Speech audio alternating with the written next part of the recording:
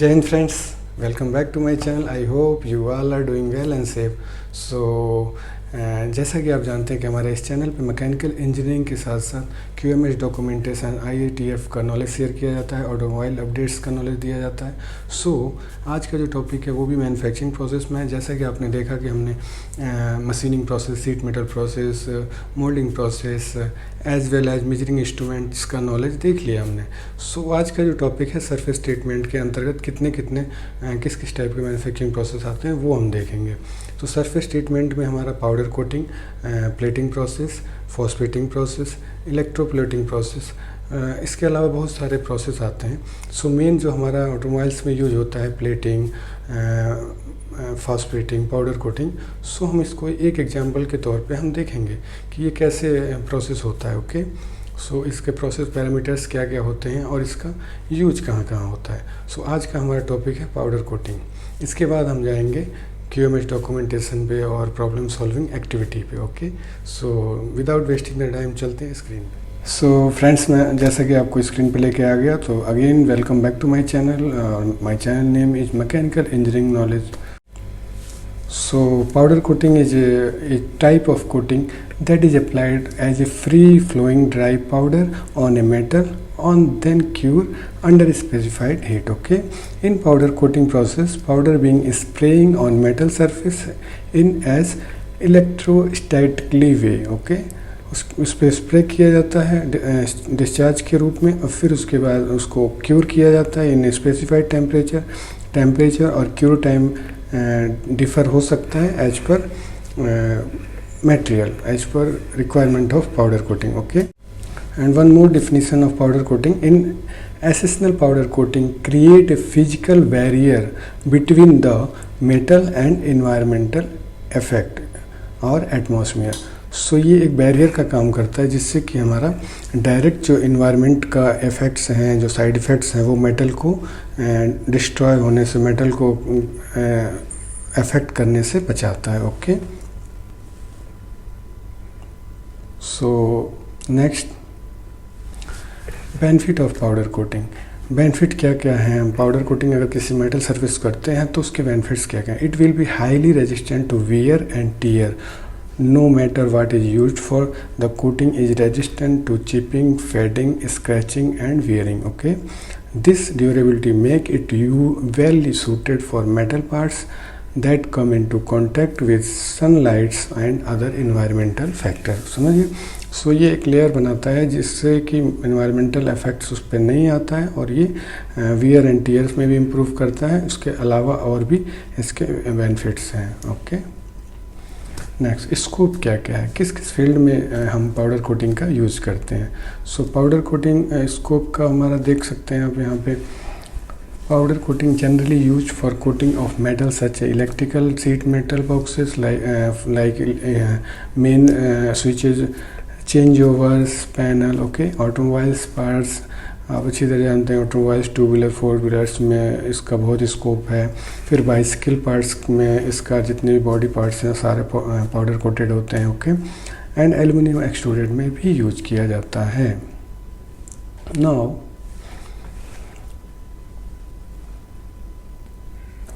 ये एक brief process idea में दिखाया कि आप देख सकते हैं कि एक गन है जिससे कि हम इलेक्ट्रिक वे में हम स्प्रे कर रहे हैं, जिसका हमें कोटिंग करना है।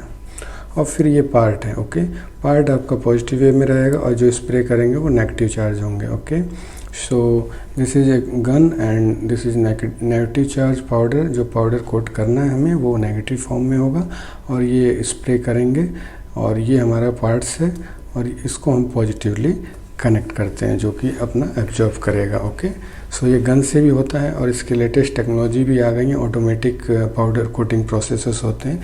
ये तो आपका बेसिक है, इनिशियल स्टेज का जो पहले होता था। अभी भी कहीं कहीं हम हैंड स्प्रे से करते हैं पाउडर कोटिंग, लेकिन आज के टाइम में उसके बाद 7 टैंक प्रोसेस आया। तो मैं आज को 7 टैंक प्रोसेस आपको बताऊंगा कि इसको 7 टैंक के थ्रू गुजरना पड़ता है। एक प्रोसेस कंप्लीट होने के लिए 7 टैंक्स प्रोसेस यूज करते हैं। एक्चुअली पाउडर कोटिंग को 7 टैंक प्रोसेस भी बोला जाता है। 7 टैंक प्रोसेस में आपका फॉस्फेटिंग प्रोसेस भी आता है, पाउडर कोटिंग प्रोसेस भी आता है। ओके, सो उसके अलावा आजकल ऑटोमेटिक प्रोडक्शन लाइंस आ गई हैं, जो कि आप देख सकते हैं नेक्स्ट स्लाइड पे। ये पाउडर कोटिंग प्लांट है जो कि लेटेस्ट टेक्नोलॉजी है। सो इसकी तो इसमें तो आप देख सकते हैं कि प्रोसेस वाइज दिखाया गया। ओके, सो अब हम देखते हैं कि 7 टैंक प्रोसेस होता क्या है। ओके, सो उससे पहले एक बार देखते हैं कुछ एग्जांपल्स। पाउडर कोटेड पार्ट्स कैसा दिखता है, आपके माइंड में आइडिया आ जाएगा। ये रॉ मटेरियल्स जो सीट मेटल है, स्प्रिंग है, ये सीट मेटल पार्ट्स है, ये रिंग है ऑटोमोबाइल्स का।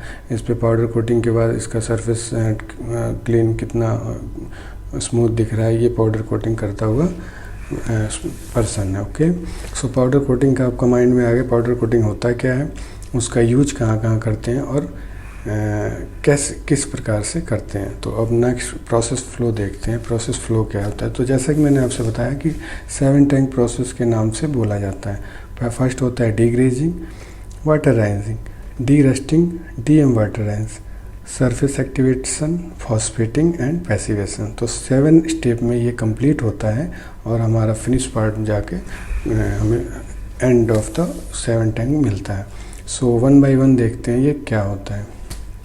डीग्रेजिंग, cleaning the sheet metal surface, grease, oil, soil, lubricant, oxide films.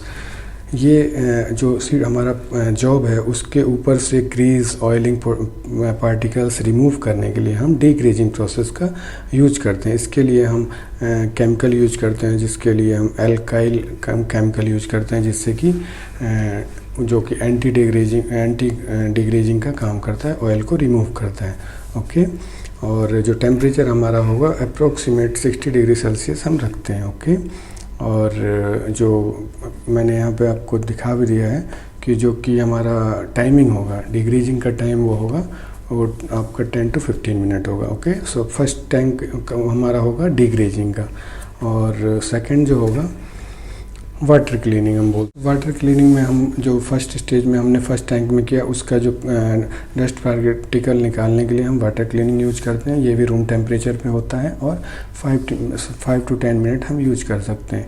इससे जो भी आपका ग्रीज का मटेरियल्स रिमूव हुआ है उसको क्लीन करके हम थर्ड स्टेज के लिए हम इसको प्रिपेयर करते हैं। ओके, फर्स्ट टैंक आपका degreasing, second waterising, water cleaning you can say, and third है डी रस्टिंग। सो जैसा कि नाम से ही पता है, डस्ट को रिमूव करने के लिए cleaning the sheet metal surface of rust, rust के ऊपर से वो मेटल के जो पार्ट्स के ऊपर से रस्ट को रिमूव करने के लिए हम डी रस्टिंग प्रोसेस का यूज करते हैं। इसमें हम रस्ट रिमूवर का यूज करते हैं एज ए केमिकल, और जो हमारा वो टेम्परेचर होगा टैंक में वो 23 हम रूम टेम्परेचर पे यूज कर सकते हैं। इसका प्रोसेस टाइमिंग हम 10 मिनट तक लेते हैं। उसके बाद हम फोर्थ स्टेज में जाते हैं, उसमें हम वाटर क्लीनिंग होता है जो डीएम वाटर यूज करते हैं। जो डी रस्टिंग किया उसमें जो डस्ट पार्टिकल आए उसको क्लीन करने के लिए हम डीएम वाटर में क्लीन करते हैं, cleaning the sheet metal surface of rust. Okay, और इसको भी हम रूम टेम्परेचर में ही करते हैं, और ये भी 5 to 10 मिनट यूज कर सकते हैं, और जितना करते हैं उतना अच्छा है। और डीएम वाटर जो हमें यूज करना है उसका पीएच वैल्यू आपको ध्यान रखना है, 5 to 7 पीएच स्केल होना चाहिए। Okay, so 4 tank complete, and fifth में हमारा आता है सरफेस एक्टिवेशन। सरफेस एक्टिवेशन जो अभी 6 स्टेप में जो करेंगे वो फॉस्फेटिंग का लेयर प्रॉपर सरफेस पे ऑब्जर्व हो।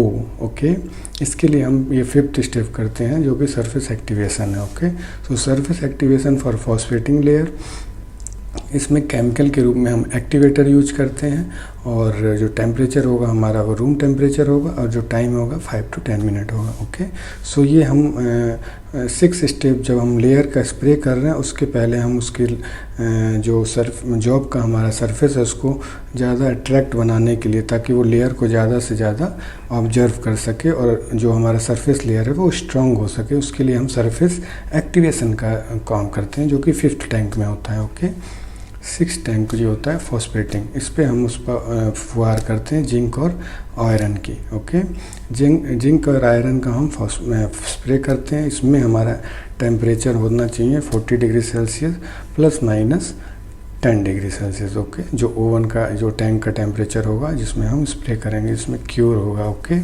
आफ्टर स्प्रे, और इसका भी टाइम हम 5 to 10 मिनट रखते हैं। और अगर आपका कोई स्पेशल प्रोजेक्ट है, स्पेशल वर्क है, तो आप एज पर रिक्वायरमेंट रख सकते हैं। ओके, सो ये 6 हो गया आपका फॉस्फेटिंग प्रोसेस।